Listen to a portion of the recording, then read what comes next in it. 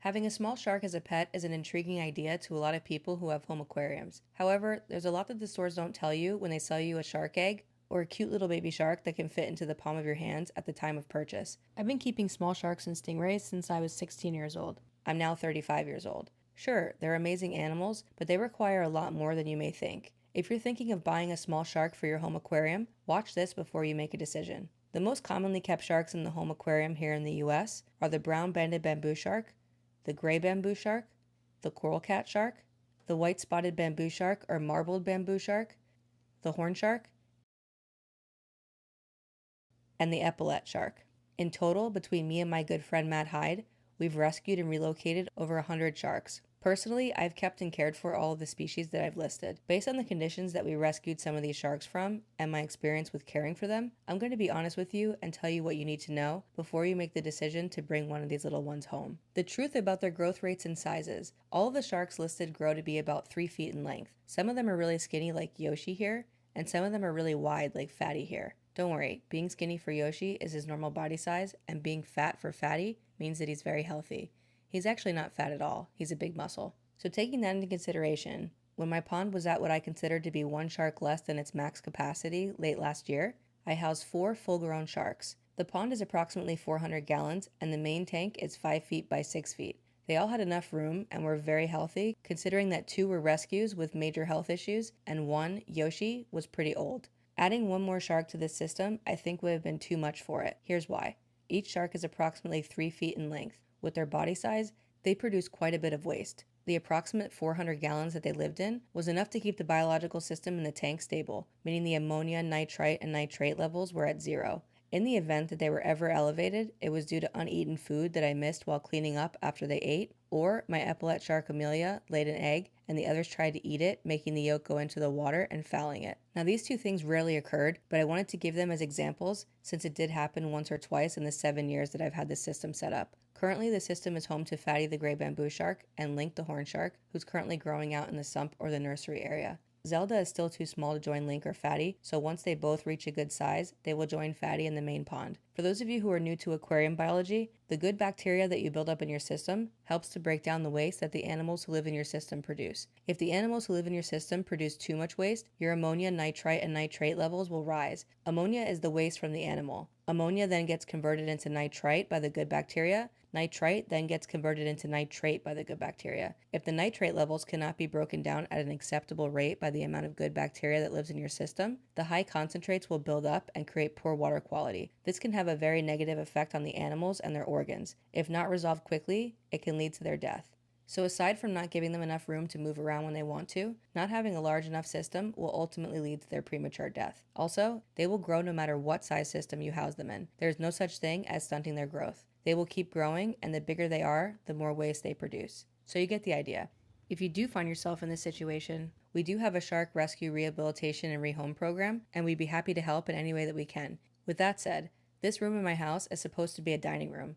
My system is not the prettiest, but it is the best solution that I've found that will fit through a standard door frame. I also don't have to dig a hole in the floor of my home to build a custom in-ground indoor pond, which I'm sure is most people's situation. I don't keep them in a large aquarium because 1, they're very expensive, and 2, the sharks don't really seem to like being on display like that. The times that they were in a large aquarium while they were growing out, they hid whenever anyone came over my house. So you will need something large like this in order to maintain proper water quality and give them enough room to move around, which they don't do much of. This is another solution that I will be upgrading to at some point. There's enough hiding spaces so that if they don't want to be on display, they don't have to. Benthic or bottom-dwelling shark activity. Aside from looking really cool, these sharks serve a very important purpose. They're in charge of keeping reef populations of smaller fish and invertebrates in check. To prevent these sharks from decimating populations of fish and inverts, they have a relatively slow metabolic rate. As a result, they have very low energy and only exert their energy in order to hunt and do their job of keeping the populations of the small reef fish and inverts in check.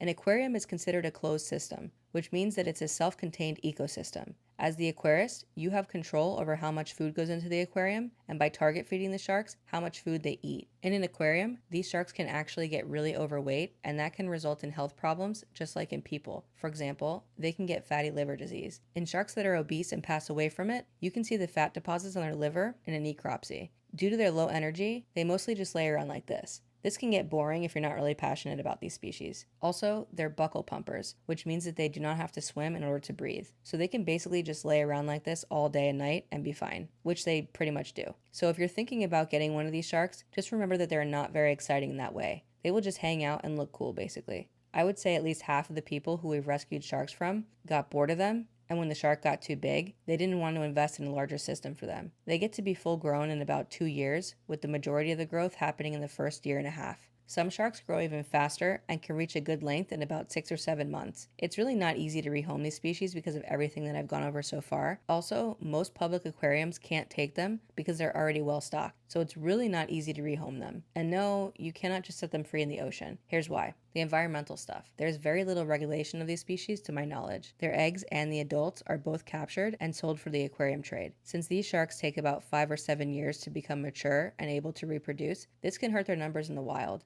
And unfortunately, due to this practice, in addition to a number of other environmental issues, most of these species are listed as near threatened on the IUCN Red List, and there's currently not a plan in place to help revive their populations. None of these species are native to the US, and so you cannot just set them free into the ocean, as it can have a very negative effect on the ecosystem. I'm going to cover the 2 main ones in this video. 1.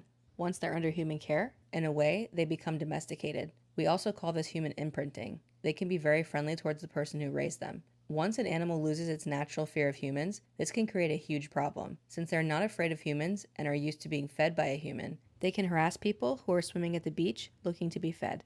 When any wild animal is hungry, they tend to no longer be nice until they're fed again. This can result in a very unfavorable situation for both the humans as well as the shark. 2. Perhaps one of the biggest issues with releasing an animal that has been in human care in an aquarium back into the ocean is disease. When I filmed this clip, I had 4 different species from 4 different parts of the world in the same system. While together they're fine, if released, they could have a bacteria that is not native to this area that, if released, can have devastating effects on our marine life and coral reefs. Out of the 3 sharks that I currently have, the only one that is not from the wild is Zelda. Fatty had a Vibrio outbreak when he was a pup that took me 3 months to completely cure him of. His sister didn't make it, unfortunately. Link appears to be pretty healthy despite his underweight issue, which is just about resolved. I have no idea what the effects will be long term from that initial condition that I rescued him from. El Guapo was in much worse shape than Link, and he did not live for that long. Way longer than I expected, though. Amelia had a pretty big abscess on the side of her face that was resolved by the pet store that I rescued her from. However, releasing her back into the wild, who knows what kind of complications that could have created, since her immune system had been so severely compromised at one point. And then there's Zelda, who was born in captivity, who is 100% healthy, but has never been in the ocean before. So who knows what the complications from that could be. Let's not find out, though. So you get the idea. With that said, how long do these sharks live for? In human care, with no natural predators, they have been recorded to live up to 25 years. From my experience, since I rescue mine from unfavorable situations, they live a long time, but just like with humans, if they have congenital issues, or if they've had a lot of health complications in their life, they may not live out a full lifespan. When you get these sharks, you usually have no idea how old they are. The only one that I know for sure is Zelda. I got her when she was still in her egg, and I know when she hatched. So I think the best bet is to plan for 25 years and do the absolute best that you can to provide them with a good life for as long as they live.